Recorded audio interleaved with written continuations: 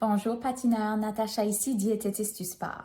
Si vous vous souvenez bien, la saison passée, on a discuté de l'assiette balancée qui est nécessaire pour ramener la récupération et les améliorations de performance d'une journée et d'une pratique à l'autre, d'un temps de glace à l'autre.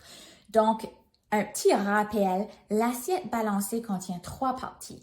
La première partie, on parle de produits céréaliers à grains entiers. On parle de gruau, de pâtes à grains entiers, de riz. On parle aussi de muffins, si on veut les faire à grains entiers, de pain à grains entiers. On parle de céréales et de patates avec la pelure.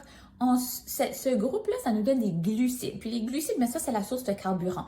C'est comme le gaz qui remplit la tank à gaz de l'auto. Ben nous, c'est ça qui nous remplit de carburant dans les muscles et dans le foie pour nous donner la capacité de bien performer et de ne pas brûler de la masse musculaire.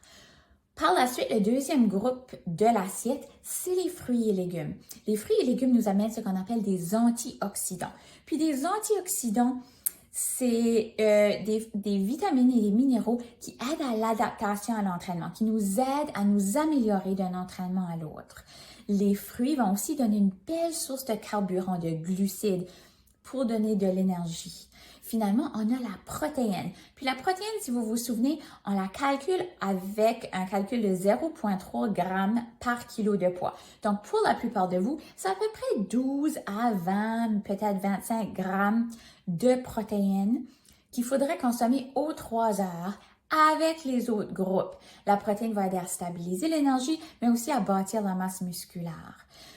Donc, ce qui est important de se rappeler, c'est comment est-ce qu'on peut faire pour suivre ce ratio-là, d'avoir 2 à 3 fois plus de glucides que de protéines, de manger aux 3 heures, mais d'une façon qui est acceptable et pour le budget et aussi qui ne prend pas trop de votre temps parce que vous avez des horaires chargés.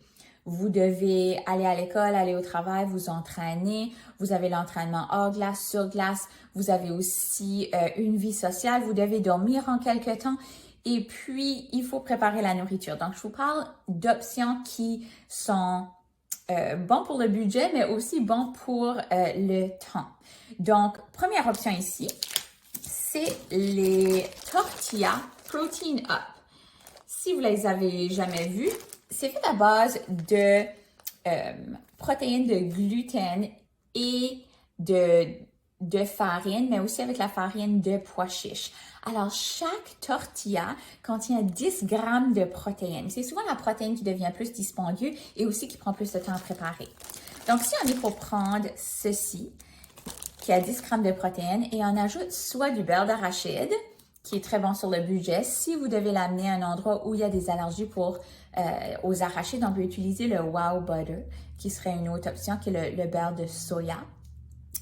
Donc, la combinaison des deux va quand même donner 20 grammes de protéines, qui est super. Puis là, il faut juste ajouter un peu plus de glucides et bien sûr la catégorie de fruits et légumes. Alors là, on roule une banane là-dedans et puis ça nous donne un repas complet. Il faut se rappeler qu'un repas, une collation, il n'y a aucun aliment qui les distingue un de l'autre. C'est vraiment notre culture, notre société qui fait en sorte qu'on associe certains aliments à certains temps de la journée. Alors, je vous encourage de vous débarrasser de ces pensées-là, puis vraiment d'être correct avec le fait que c'est peut-être mon déjeuner, ça se peut que ça soit ma collation en soirée, ça y va. Si vous êtes pour consommer ceci dans l'heure avant que vous embarquez sur la glace, peut-être juste après l'école, par exemple. Il ne faudrait pas mettre la protéine ici aussi parce que là, on est rendu à trop de protéines, ça va ralentir la digestion. Dans ce cas-là, soit on fait ceci avec peut-être juste un peu de miel ou de sirop d'érable. Sinon, on ferait peut-être cette combinaison-là. Donc, on n'a pas des quantités excessives de protéines. On coupe la protéine de moitié dans l'heure avant l'entraînement, si vous vous rappelez des vidéos auparavant. Une autre option qui est bonne, fantastique sur le budget vraiment, c'est le TVP. Donc le TVP, ici je l'ai acheté au Buck Barn, mais le TVP c'est une source de soya, c'est sec et puis quand on le rend humide, ça prend la texture un peu du hamburger ou de la viande hachée. Donc ce que j'encourage de faire, c'est de prendre cette protéine-là, puis on le met dans la sauce à spaghetti. C'est rapide, pas besoin de cuisiner pendant une longue période de temps, pas besoin de cuire de la viande. Ce gros sac ici m'a coûté 2,5 $. C'est quand même de la pure protéine. Donc, c'est une option fantastique. Vous pouvez aussi faire les pâtes à base de pois chiches.